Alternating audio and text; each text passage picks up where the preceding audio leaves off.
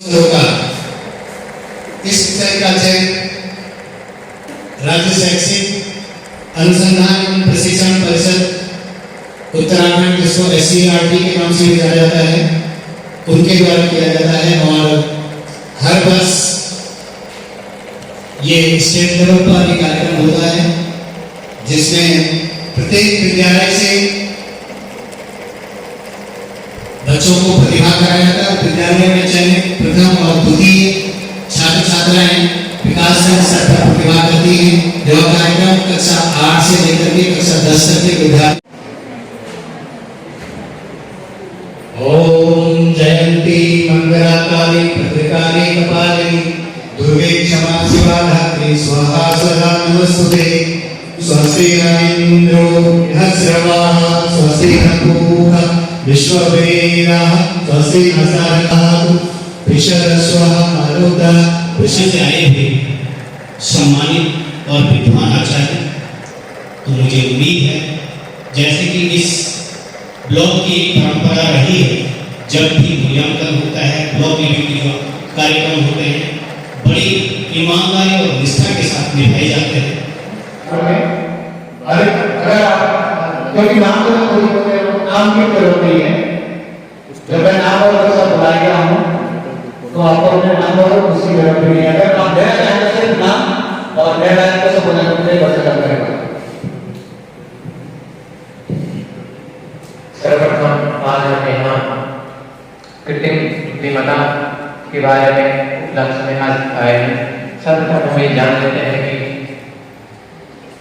AI है क्या। AI computer द्वारा बनाया गया मनुष्य द्वारा एक बनावटी है जो इंसानों द्वारा काम करता है। सर्वप्रथम जानते हैं कि AI हमारे लिए क्या काम करता है।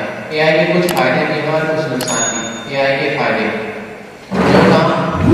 जो काम मनुष्य बिना थक रुक के काम कर सकता है, लेकिन AI कभी नहीं थकता।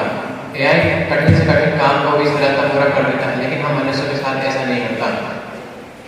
AI हमारे बहुत फायदेमंद है, लेकिन इसके कुछ नुकसान भी हैं। AI हमारे कुछ जॉब को भी खत्म कर देगा। जिन जॉब में क्रिएटिविटी नहीं होती है, AI उनको भी खत्म कर सकता है। अगर मशीनों को लगता है कि इंसान उनके लिए खतरा है, तो इंसानों को भी खत्म कर सकते हैं। AI हमारे जीवन में बहुत उपयोगी है। आज के जमाने में AI बनावटी तरीके से जिसका विकास होता है, तो इसके जरिए कंप्यूटर सिस्टम या रोबोटिक सिस्टम तैयार किए जाते हैं। रोबोटिक सिस्टम में हमारे बहुत कार्य हो रहे हैं। Artificial intelligence, generative artificial intelligence, कृत्रिम बुद्धिमत्ता एक विकसित हो रहा क्षेत्र है, जिसमें हमारे द्वारा उसमें अंतःक्रिया में क्रांति लाने की संभावना रखता है। यह नए डाटा कंटेंट के साथ नए डाटा के उत्पादक एवं उसमें उत्पादक के सृजन में क्षमता लाता है। बैठे बैठे हमने जो कुछ भी जॉब है, कुछ भी कार्य है, वो कंप्यूटर के माध्यम से हम लोग सॉल्व करते हैं, कंप्यूटर के माध्यम से। और इसके बहुत नुकसान भी है। जो क्लास 9 राजकीय आदर्श inter college Gwalior. Good morning to all of you. Myself Karan Rawat. I read in class 10. I studied at JMIC Gwalior. Today I am here for say something about AI. कृत्रिम बुद्धिमत्ता। कृत्रिम बुद्धिमत्ता एक ऐसी टेक्नोलॉजी, कृत्रिम बुद्धिमत्ता एक उन्नत तकनीकी क्षेत्र है जो मशीनों को मानवों के समान सोचने, सीखने, निर्णय लेने की क्षमता प्रदान करता है। यह मानव बुद्धिमत्ता के बिना कार्य कर सकता है। यह ज्ञान, अनुभव, समझ को एकत्रित कर उसमें सुधार करता है। इसे हम AI के नाम से भी जानते हैं। इस शब्द का प्रयोग सर्वप्रथम जॉन मैकार्थी द्वारा एक सम्मेलन में किया गया था। इन्हें ही इसके जनक के रूप में जाना जाता है। इसमें डेवलप नहीं किया जा सकता। दूसरा, स्ट्रॉन्ग AI। इस प्रकार के AI की सिर्फ कल्पना की जा सकती है। यह मनुष्यों की तरह सोच सकता है, सीख सकता है, वह निर्णय ले सकता है। तीसरा, सुपर AI। इस प्रकार का AI मनुष्य की बुद्धि से दोगुनी तेजी से सोच सकता है। अब हम बात करते हैं कृत्रिम बुद्धिमत्ता की वर्तमान में मुख्य विशेषताएं। कृत्रिम बुद्धिमत्ता बुद्धिमत्ता वर्तमान में यह छोटे से छोटे कार्य के लिए उपयोग हो रहा है और इससे गलती होने की संभावना ना के बराबर है। यह 100% सही कार्य कर सकता है। इसका उपयोग हम अंतरिक्ष पर जाने, बम को डिफ्यूज करने के लिए कर सकते हैं। इसके पास अच्छी कैलकुलेशन पावर होती है तो हम इससे बड़ी कैलकुलेशन को कर सकते हैं। इससे कृत्रिम बुद्धिमत्ता से मनुष्यों को जो काम करने में जोखिम होता है वो कृत्रिम बुद्धिमत्ता बिना जोखिम के कर सकता है। वो कृत्रिम बुद्धिमत्ता के द्वारा समय की बचत हो सकती है। अब हम बात करते हैं कृत्रिम बुद्धिमत्ता की संभावनाएं। कृत्रिम बुद्धिमत्ता की बहुत संभावनाएं हैं। सबसे पहले शिक्षा के क्षेत्र में कृत्रिम बुद्धिमत्ता शिक्षा के क्षेत्र में विद्यार्थियों को पढ़ाने के नए तरीके ला सकता है या शिक्षक की अनुपस्थिति में विद्यार्थियों को पढ़ा सकता है। दूसरा, चिकित्सा के क्षेत्र में यह मानव निरीक्षण के बिना रोगियों पर कार्य कर सकता है या डॉक्टर के न रहने पर रोगी की देखभाल कर सकता है। यह पुलिस व्यवस्था में भी अपनी सेवा प्रदान करेगा, जैसे सीसीटीवी फुटेज का विश्लेषण करने, चोरों को पकड़ने में। इसका उपयोग कृषि के क्षेत्र में भी हो सकता है, जैसे यह किसानों को मौसम की जानकारी देने, पानी के उपयोग बताने, मिट्टी की जानकारी दे सकता है। इसका उपयोग मार्केटिंग के क्षेत्र में भी हो सकता है। यह मार्केटर्सों को सही समय पर जानकारी दे सकता है। ये तो थी इसकी संभावनाएं के लिए कृत्रिम बुद्धिमत्ता का प्रयोग हो रहा है, जो कि हमें ही नुकसानदायक है।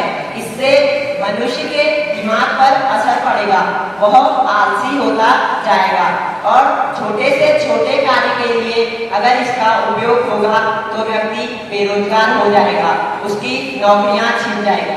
कॉलेज जोड़ाकोट है और भी एक महत्वपूर्ण विषय पर चर्चा करने के लिए उपस्थित है, जिसका चर्चा का विषय है AI यानी आर्टिफिशियल इंटेलिजेंस या कृत्रिम बुद्धिमत्ता। आपको सबसे पहले सवाल आता है कि AI यानी आर्टिफिशियल इंटेलिजेंस आखिर है क्या? आर्टिफिशियल इंटेलिजेंस एक ऐसी तकनीक है जो कंप्यूटर एवं मशीनों को मनुष्य की तरह समझने और निर्णय लेने की क्षमता को प्रदर्शित करता है। आज अपने आप में इतनी ज़्यादा विकसित हो चुकी है कि मनुष्य ने किया पर आज ये मनुष्य को भी सबसे पीछे छोड़ चुकी है।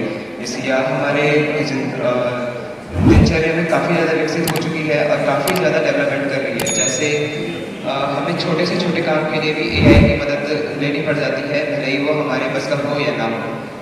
आज हम इसके AI के गुण, दोष और ये हमारे दैनिक जीवन में कैसे काम आता है उसके लिए थोड़ी बात करेंगे, हम चर्चा करेंगे। AI का इस्तेमाल होता है जिससे कि हम लोग कई सारे काम नहीं करते हैं, जिससे रोजगार नहीं मिलता। दूसरा आता है सुरक्षा एवं गोपनीयता। मैं चित्र द्वारा समझाना चाहता हूं कि जैसे हमारी गोपनीयता और सुरक्षा है, आज के समय में स्कैम्स बहुत ज़्यादा फैल रहे हैं। जैसे हम किसी गलत लिंक पे क्लिक करते हैं या किसी गलत कॉल का आंसर दे या फिर अपने डिटेल्स AI की मदद से डाटा का बड़े पैमाने पर संग्रहण और विश्लेषण करते हैं। जैसे अगर हम लोगों ने किसी भी गलत तरीके से अपनी डिटेल्स किसी को दे दी तो हमारा पूरा डाटा क्रैक कर हमें कर जाएगा, सब कंगाल कर जाएगा। और अभी कौन सा देश इसको यूज में ला रहा है AI? सर आज के टाइम पे सबसे ज़्यादा हाईटेक देश जो है वो जापान है। हालांकि सबसे छोटा देश है पर जापान सबसे ज़्यादा आगे है। वो AI का इस्तेमाल बहुत अच्छी तरीके से करता है और हांगकॉन्ग जैसे देश भी काफ़ी अच्छे तरीके से AI का इस्तेमाल करते हैं। एवं सरोकार एलन ट्यूरिंग ने इसका आविष्कार एलन ट्यूरिंग ने किया था। भारत में AI के जनन जॉन मैकार्थी सितंबर 1927 में किया था।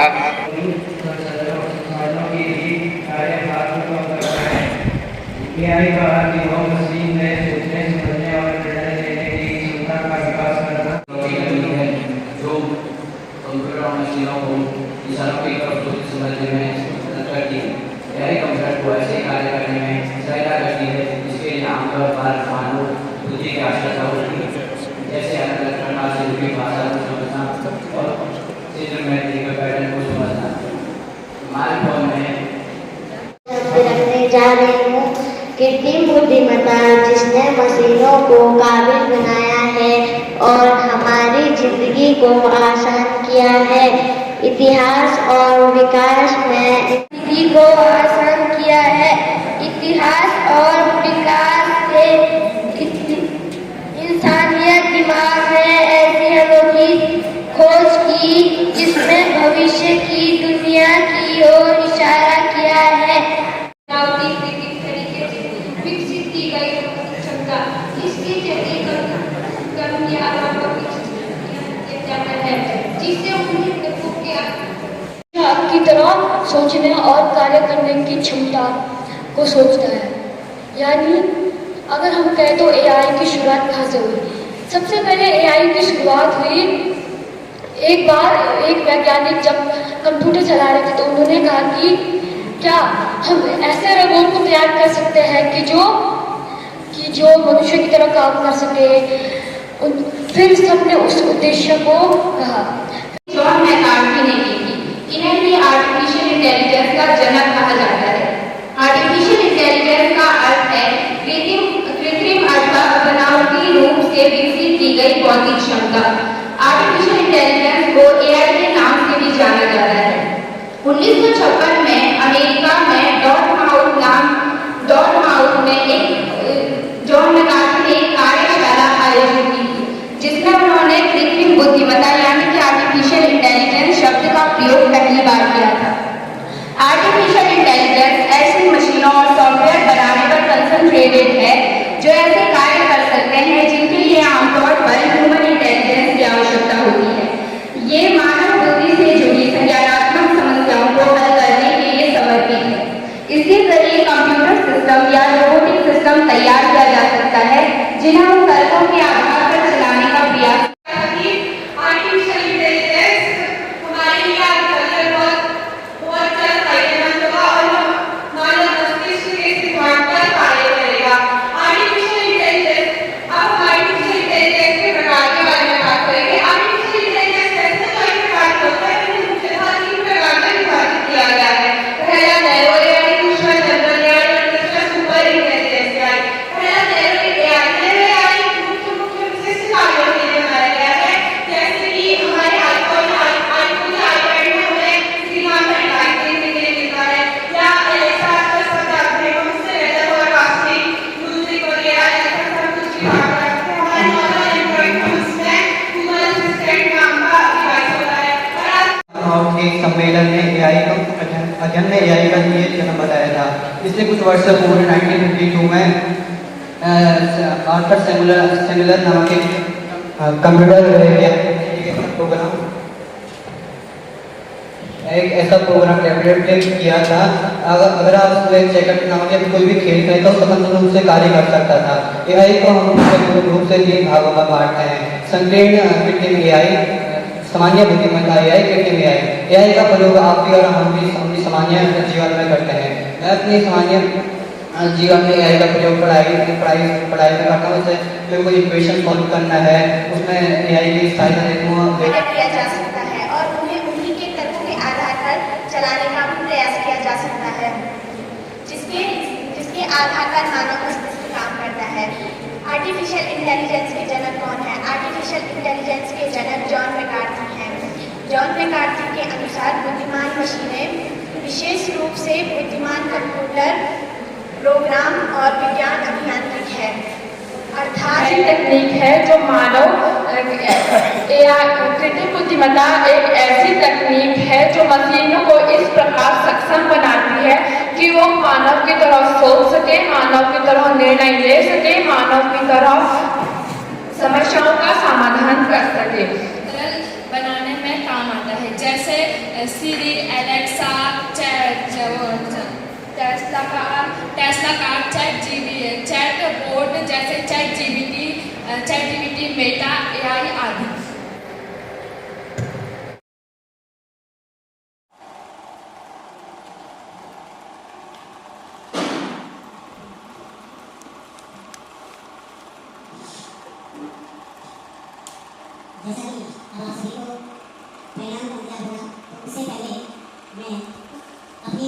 विकास खंड स्तर से चयनित प्रथम 2 प्रतिभागियों को ही जनपद स्तर पर प्रतिभाग करना है।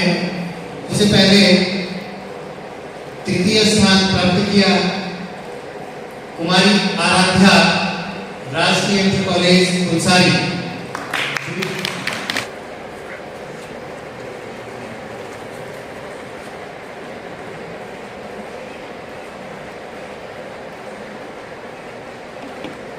दिव्यांशु आर्य,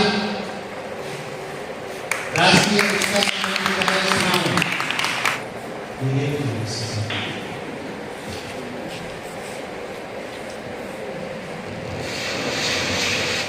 कुमारी साक्षी, राजकीय उच्चतर माध्यमिक विद्यालय सुनाम।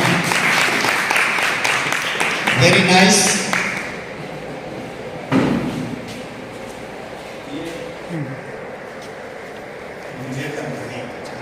सर आप आई गए, आप सब में आ रहे हैं।